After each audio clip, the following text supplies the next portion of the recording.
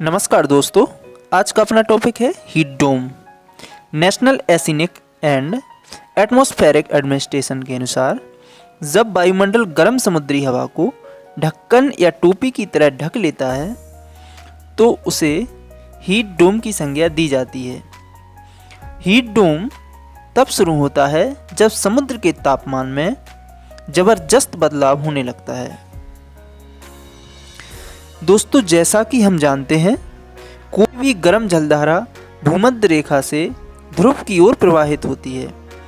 जब ये जलधाराएं उत्तरी ध्रुव की ओर बढ़ती हैं, कनाडा, उत्तरी अमेरिका के आसपास इन जलधाराओं के तल से टकराकर हवाएं इतनी गर्म हो जाती हैं कि वह ऊपर की ओर उठने लगती हैं। ऊपर की ओर जेट स्ट्रीम तेज गति से चल रही होती हैं, क्योंकि जेट स्ट्रीम की गति 150 से 200 किलोमीटर तक होती है तथा इनकी कोर की गति 325 किलोमीटर प्रति घंटा तक होती है, जो अपनी गति के कारण गर्म हवाओं को वायुमंडल में वापस धकेल देती हैं, जिस कारण से एक स्तूपनुमा आकृति बन जाती है।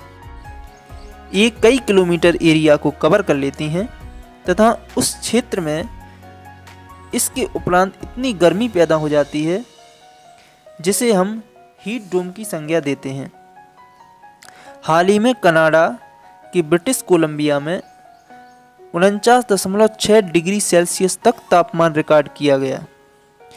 जहां तापमान -20 से -30 डिग्री सेल्सियस रहता हो, वहां इतना तापमान होने के कारण अचानक लोग घबरा गए।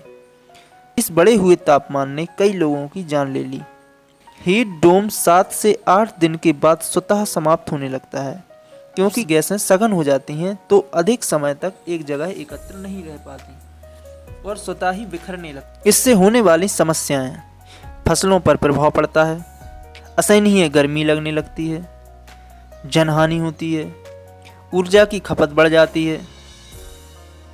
आने वाले समय में अमेरिका तथा कनाडा में गर्मियों के दिनों में वृद्धि हो सकती है।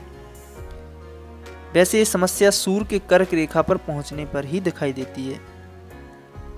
दोस्तों, ऐसे ही रोचक जानकारी के लिए चैनल को सब्सक्राइब कीजिए, वीडियो को लाइक कीजिए।